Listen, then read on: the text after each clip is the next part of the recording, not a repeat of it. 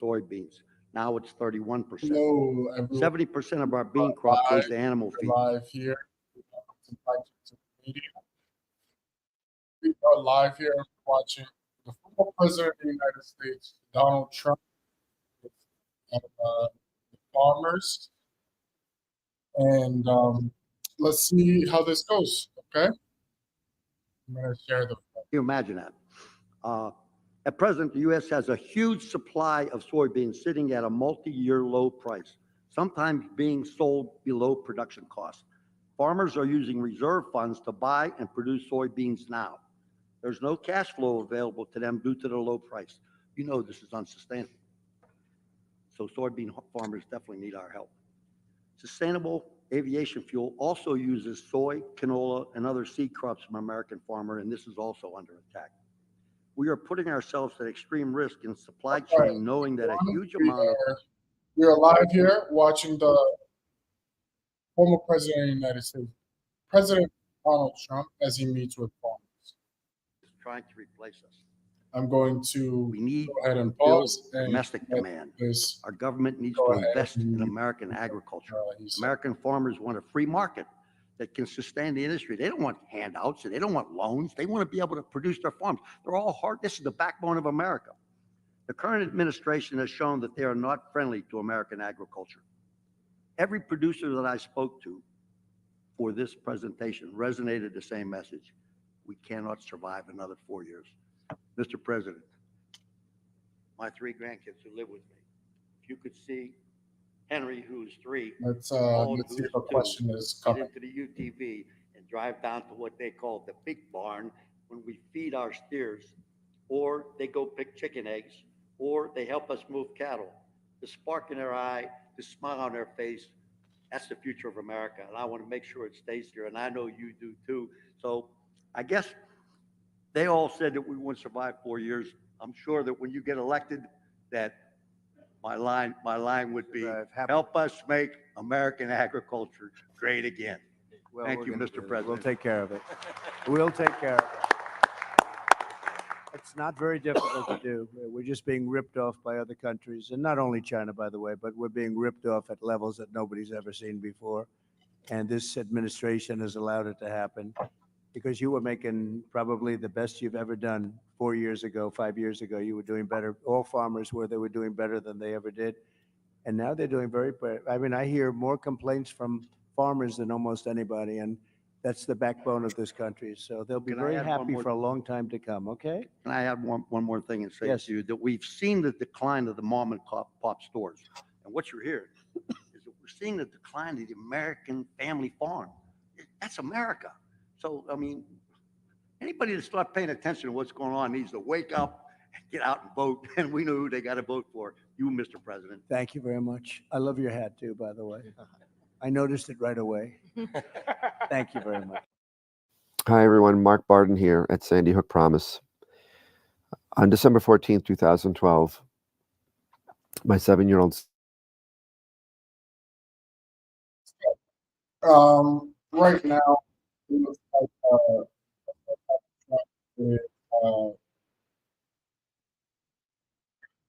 doing his heads for now. We're just gonna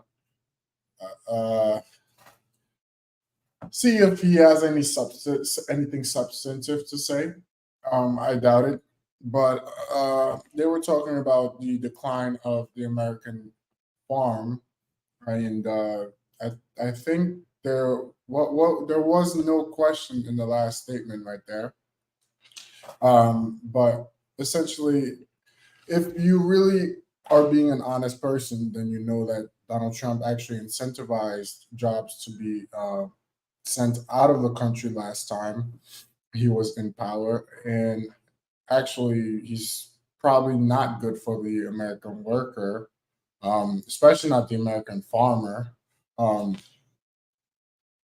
In terms of even American farmers, just recently did Joe Biden and his administration actually complete the payment to Black farmers that were intentionally discriminated against for decades, right? So the idea that Donald Trump is good for the American workers. It's just laughable. I mean, anyway, let's get back to it. Let's see what they have to say. For the next 30 years. That's a lot of money. Who's subsidizing I'm that? gonna go ahead Is and our government behind these people that are offering us this money? Where's that coming from? Well, they are. I mean, They- that's a lot of money. That's right. They are, and they're allowing China to come in and just dominate the industry. That's right.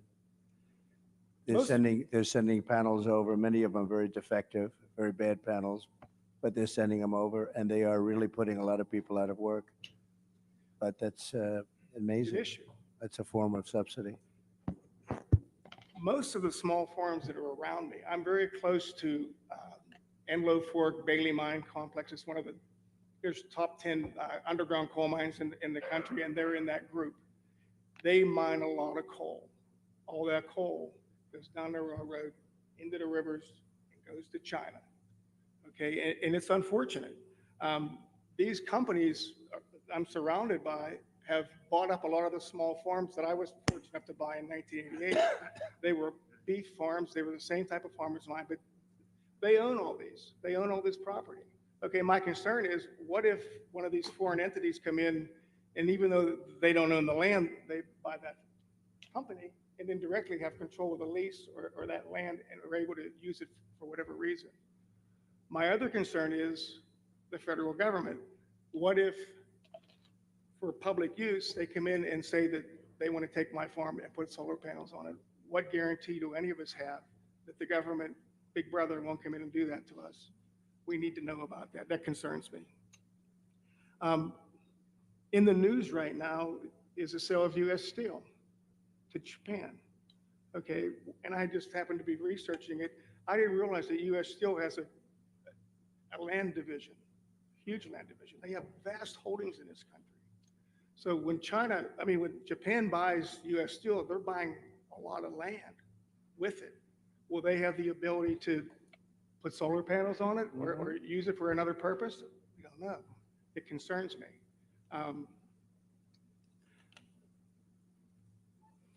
U.S. Steel also owns a lot of coal mines and iron ore mines, which I didn't realize. They have all these iron ore mines out west, and a foreign entity is now going to own all those. And I've said this for a long time. I'm from the Mon Valley, and when I grew up, there were steel mills everywhere. Everybody in my family worked for steel mills. There's none left. They're torn down. They're not even there. The same with coal-fired power plants. They're gone. Should we have some sort of a strategic plan to keep some of these steel mills and to keep some of this stuff as a strategic reserve, whether it's minerals, not only oil, but coal, iron ore, those sort of things? It concerns me that that's just going to go away to foreign countries. It worries me. So that's an actual Couple tax question. concerns, one being Great question. death tax. Let's My see four what- kids, see what's what going to happen? Donald Trump says. I'm 71 years old when I'm not here. They're going to pay big money, or they're going to have to sell out, or they're going to have to go get solar panels to keep the property. So, if you can do something about a death tax, appreciate it. By the way, the death tax, as you know, in the Trump bill, you don't have to pay a death tax or a inheritance tax. And under them, they want that terminated. They want you to pay. And what happens, especially with farmers, you're sort of land rich but cash poor. A lot of farmers are land rich and you love it, but you don't always have cash. And you leave it to your loved ones. You leave it to your children, which you want to do. That's what the ultimate is. If you love your children, in some cases you don't love your children. You don't have to leave them anything, right? But generally you love your children and you leave. You have no problem with your children. But you leave it to your children. And what was happening is people were going out borrowing a lot of money in order to pay the tax, borrowing from the banks on their farm, big liens on the farm, very smart banks that know how to do it.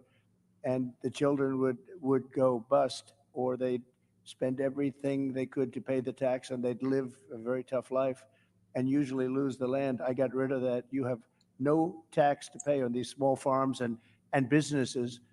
And it's a great thing. Nobody talks about it much. The fake news doesn't ever talk about it, but it's a tremendous factor. And it was one of the things that I was happiest about, because literally farmers are going out of business. Children, they take the farm from their parents and they have to go out borrow a lot of money, and they can't afford to do it, and they can't pay the interest rates. They end up losing the farm over a short period of time.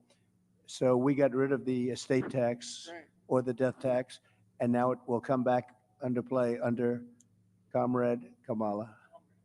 That's what happens. That's not good.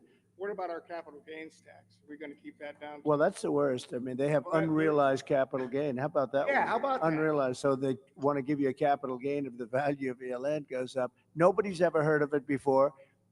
It's a communist thing, you know, it's a communist thing. It's unrealized capital. You'll have every business person, every company leaving this country. It's called an unrealized capital gain.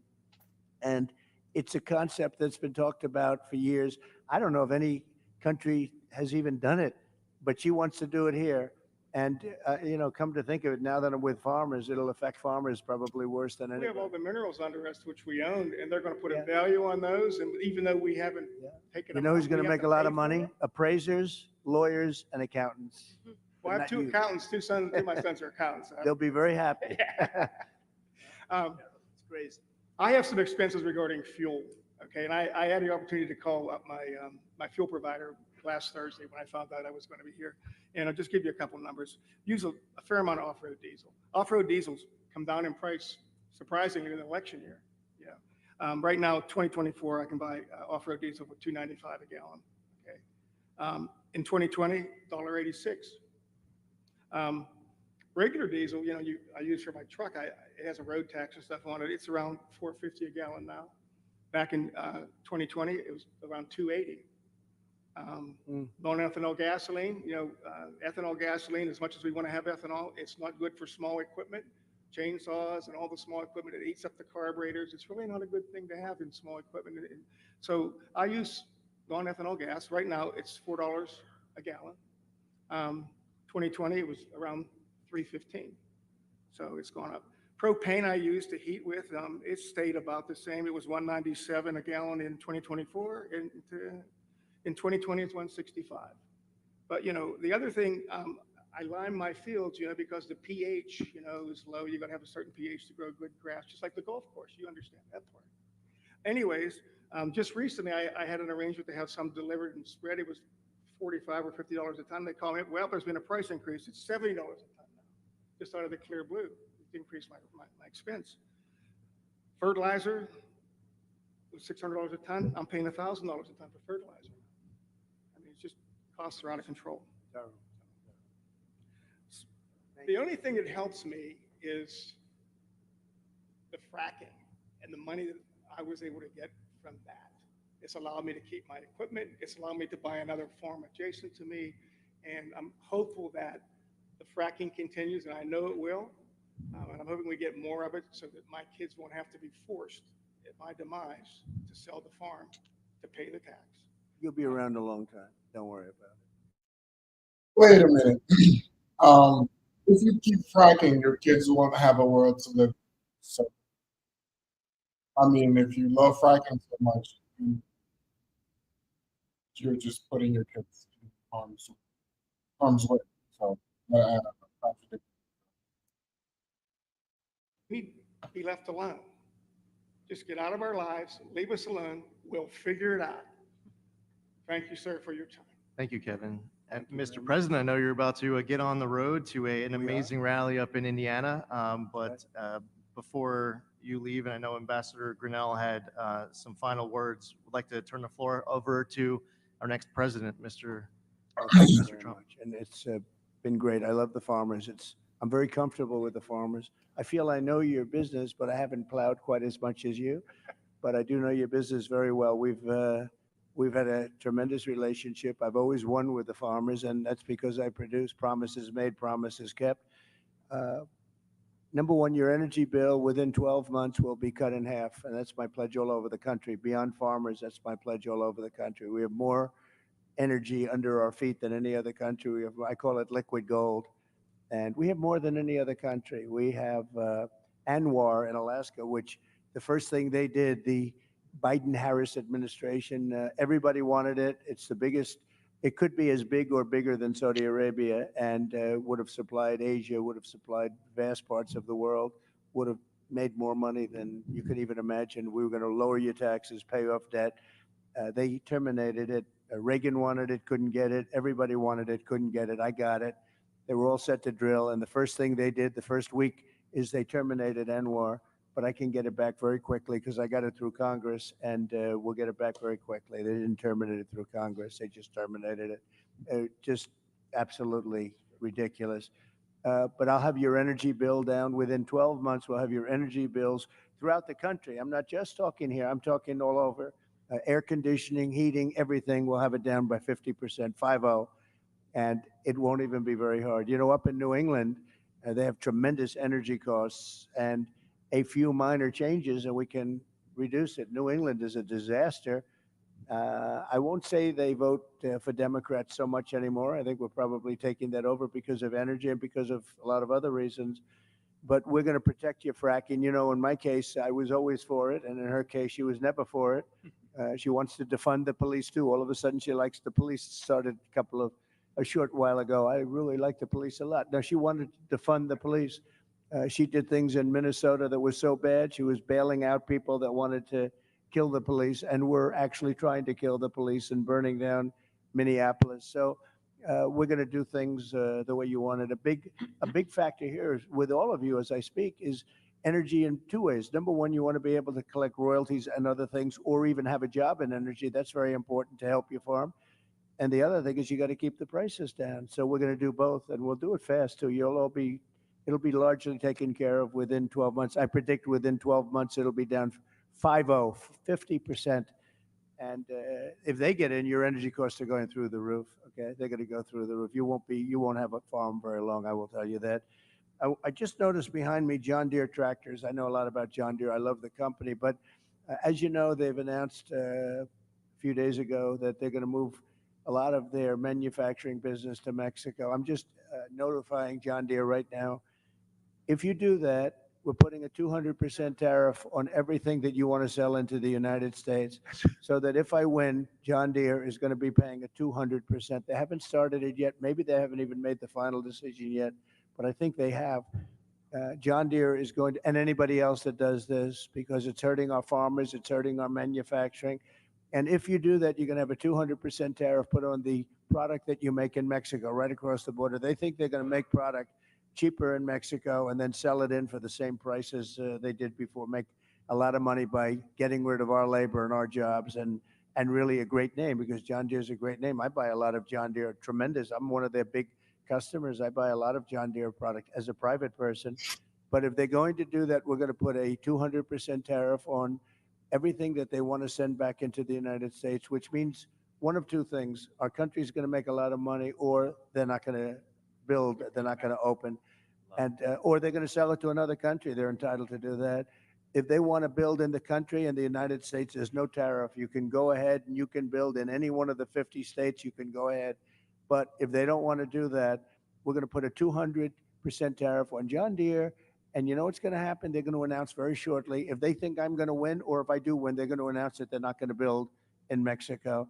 Mexico's taken a tremendous amount of our business, especially over the last few years with this group, because this group doesn't know what the hell they're doing. They have no idea what they're doing.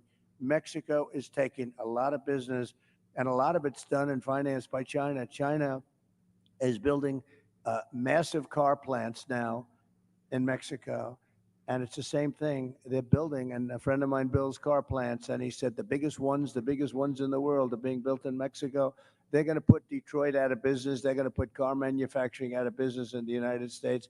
And I'm just telling everybody involved in this stuff, we're not going to rip off the United States anymore. We're going to put big tariffs on those cars that are coming in here at 100 to 200%, and they're no longer going to be competitive. So you better stay in Michigan, and you better stay in the areas that you're in right now. And what I really want you to do is come in and build your plants in this country and put our auto workers to work, because we've lost about 60% of our auto working business over the years. And we're going to get it all back, every one of them. We're going to get it all back, and we're going to get it back quickly. And we can control that so easily. So if they're building those plants in Mexico, which they're starting, if they're building and they wouldn't have done it with me, but now I guess they figure when they started, it was a little while ago, I guess they didn't even know I was going to run. They weren't too happy when they heard I was going to. But they're going to have to pay a tremendous tariff, which means two things. They're not going to build the plant if it's not too late. They're not going to build the plant. This country is going to make a lot of money. or they're going to build the plant, but they're going to build it in the United States somewhere, and ideally a place like Michigan or South Carolina, where we have a lot of auto business. But we're not going to let that happen. But John Deere has got to understand that if they build in Mexico, if they start closing plants, in this case it was in Iowa, they're going to close a big plant and a couple of them. And that's just the beginning. The problem is that's just the beginning. Then all of a sudden you'll hear in a year from now, they're going to do another one. All of a sudden, they're not going to be in the country anymore. They're going to have to pay a very big price to be able to sell that product into the United States. Okay. So that's very important. And I just have to say this. So Dave McCormick is here. He's running for the Senate. He's a great gentleman. He's a hero, great warrior. And he's a real warrior too, served incredibly in the military, so highly respected, did great in the military, went out, did tremendously in the private sector, and he's running against Bob Casey. Bob Casey never did anything for you. He never did anything for Pennsylvania. I was president for 4 years. I don't even know if I ever met him. I mean, I met everybody. I don't know if I met him. Maybe I did, but it certainly didn't make a hell of an impression on me. But Bob Casey has done nothing for you as farmers. Well, look at the problems you have. As soon as I left, you have problems. You didn't have problems when I was running things because we ran it and we watched over the farmers. It was very important to me. But Bob Casey has done nothing for the farmers, and he's done nothing for the state. He's got long-term legacy. He inherited the job sort of from his father. And, when that happens, I was telling David, there are other cases like that too. Never easy to beat, but they're living only on a past reputation of somebody else, in this case, a father. He's done nothing for the state. And I didn't come here for David, but I have a lot of respect for him. And if I only do David, I tell you what, you have to get him. He's an incredible guy. He's going to make your farmers, he's going to help me make the farmers rich. We'll make the farmers rich again. And I appreciate everybody. I appreciate very much everybody. Just hang in there. And I know it's not been pleasant. But the first thing I do is I tell China, you got to start buying. China is not buying like they're supposed to under the agreement. And I'd say, China, you have to start buying. I'd like to, if I can, Lee, I'd like to have a few questions, if you want, from the media in the back. A lot of media here. Yes, ma'am.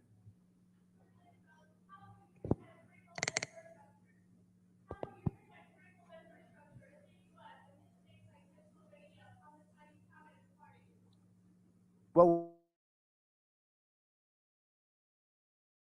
land, we don't want you taking the land and basically taking it off the market.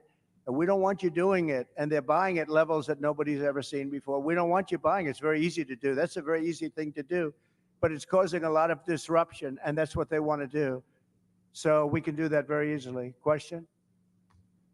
Yeah, please. Yes, sir.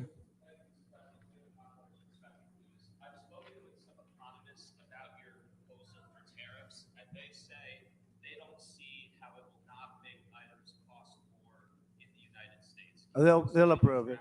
They'll approve. And number one, I don't need them. I don't need Congress, but they'll approve it. I have the right to impose them myself if they don't. I'd rather get their support. The ones that understand business all support it. I think David would be a very big supporter of the tariffs because you understand what's happening, right? David's a great business person, led a great company. No, the ones that understand business, they understand. I'll give you an example. China will charge us, and it's not only China. I hate to keep using China because it's everyone. The European Union is a disaster for you also, by the way. They don't want your farm product. They don't want our cars. They don't want anything, and yet they sell tremendous amounts of Mercedes-Benzes, and they sell cars to us, but they don't want our cars. They don't want our farm product at all. They don't want it, but they sell farm product to us. And we have a tremendous deficit. And I had them shaped up real good, but they've gotten out of control. They're really out of control. And Mexico's out of control, to be honest with you. They're taking a lot of our companies in the last couple of years, and companies are moving down to Mexico. They don't know that if I come in, it's not going to work out too well for them because they're not going to be able to sell their product into the United States. They're going to have to pay a price, which will make it uncompetitive for them to do that. So we are going to do a real job. We need the support of Pennsylvania. It's a very important state, and she is not going to be good to Pennsylvania between pricing and energy. They started off knocking the hell out of the energy that I had. I had it going at a level. We were number 3 and probably number 4. And by the time I left, we were far and away number 1, ahead of Saudi Arabia, ahead of Russia. And then they cut. When they came in, they started cutting. And then prices started going through the roof at the beginning. And what they did is, let's go back to what Trump was doing. We got to go back. And they opened up the stuff that they were cutting, and it was a similar amount. But what they don't say is that we would be at least 3 to 4 times more production of energy right now, and your prices would never be what they are, because you can't compete when you have to pay that much for energy. So they didn't do their job. And by the way, if they won, you could forget about it. They want to go to all electric cars. How's that going to work? They don't go far. They're too expensive. They're made in China. And on day one, I end the all electric mandate. And I'm a fan of electric cars. Elon Musk, frankly, gave me the most beautiful endorsement. He endorses me all the time. He says, this is the only guy that's going to save our country. He's been very generous. And I think he makes an unbelievable product. But you have to be able to also sell gasoline-powered cars. You know, we have gasoline, and they want to use something that we don't have, but China has, because for the batteries and everything, China has and controls that market. But the problem is they don't go far, and they have other problems, like if it's cold, you get a little bit cold up here, they don't work too well in the cold. There are a lot of problems and a lot of assets too. And he's going to do great. His car is fantastic, but you have to be able to have other types, like hybrids. Hybrids are, good. It's a good thing. You have to be able to do that. So I'm going to end that mandate. Can you imagine? They want to almost immediately go to all electric. And we don't have enough electric to take care of ourselves. You go to California, they have blackouts and brownouts every single day. California is a mess. They have the governor of California, Gavin Newsom. Has anybody ever heard of him? But worse, they had an attorney general and a DA who destroyed San Francisco and then destroyed California. And I hate to say, because I have a lot of land in California, I hate to speak badly about places, but frankly, my presidency is much more important than my land. Isn't it nice to know? With Biden, it's the other way around. But my presidency is much more important than my land or my business. And I will say it, California is getting hurt so badly. She destroyed San Francisco, absolutely destroyed San Francisco, and now she wants to destroy our country. She was a horrible attorney general. You could steal $950 worth of merchandise for a store and you wouldn't get prosecuted. But anything above that, you wouldn't get prosecuted either. She was a horrible attorney general. She was a horrible DA. She was a DA of San Francisco. That was the beginning of the end. San Francisco was possibly the best city in our country 15, 18 years ago. And now it's not livable. We're going to bring them all back. We're going to bring the cities back, but it's not even livable. So Pennsylvania is a very important place. And it's, I went to school here. I went to college here, as you know. And it's a great place. It's a fabulous place. It's the Commonwealth. And we're going to make you very happy. All of those things that we talked about are very easily solvable with you. That's such an easy, that could be done in one day. I had a cabinet maker. He said, sir, China and South Korea are dropping cabinets into our country for nothing. And I can't compete. And I studied it. And I ended up putting a 50 or 75% tariff on all cabinets coming into the country. And I didn't know the guy. I met him previous to going in to the presidency. And I saw him 4 years later. He said, sir, you saved my business. You saved the job. I expanded. They stopped with the dumping. And the steel, the same thing. I think the steel people like me the best. Unfortunately, Biden's let it go. I put tariff. They were dumping Chinese steel into our country, David, at levels that nobody's ever seen before. We've never seen anything like it. And I put a 50% tariff on all steel coming in from China and some other places too, but all steel. And we saved these companies, but Biden has let it go. And we need steel. Look, there are some things you could get from outside.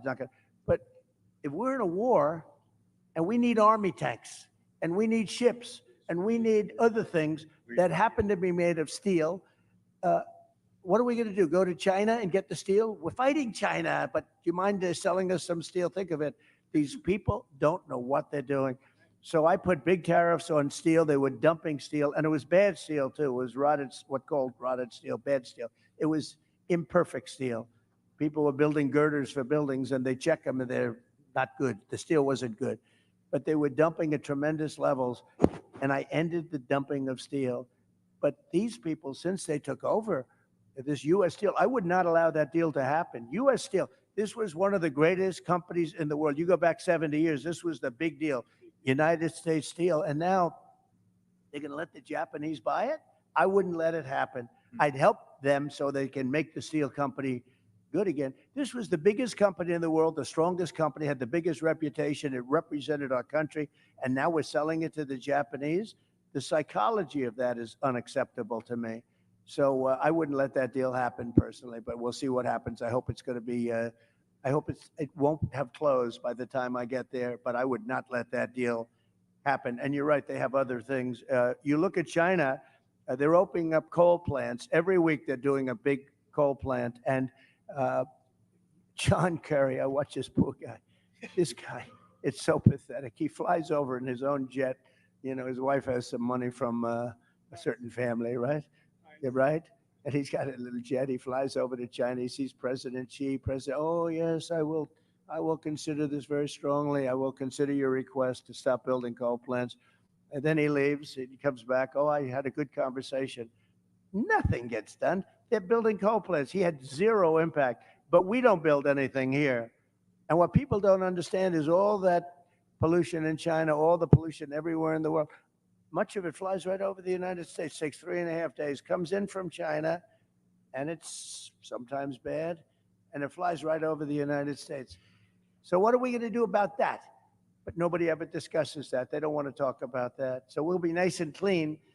Same thing with the oceans. You take a look, the Pacific, it flies in from, they dump it right in the ocean, and in about a week and a half, it's in, welcome to Los Angeles, California, and we're lifting it out of the ocean all day long.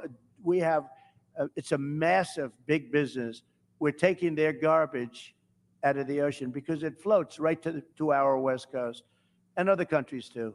So it sounds bleak, but we'll get it all straightened out, and we'll get it straightened out fast. And I just want to thank Lee, and I want to thank everybody here. I'll tell you, Rick Grinnell has been amazing with me from just about the beginning. You know, he was the ambassador to Germany, and there was no happier woman in the world than Angela Merkel when I announced that I was taking Rick back to Washington and giving him an even higher position. This was the happiest woman in the world when she heard he was leaving Germany. And actually, in a certain way, she liked him, but in another way, he was sort of brutal because he understood what Germany was doing to the United States, one of the many countries that took advantage of the United States, and he got it. So I want to thank you, and you did a great job, and we appreciate it. And hopefully you'll be able to do a great job again. Thank you very much, Rick, and thank you, Lee.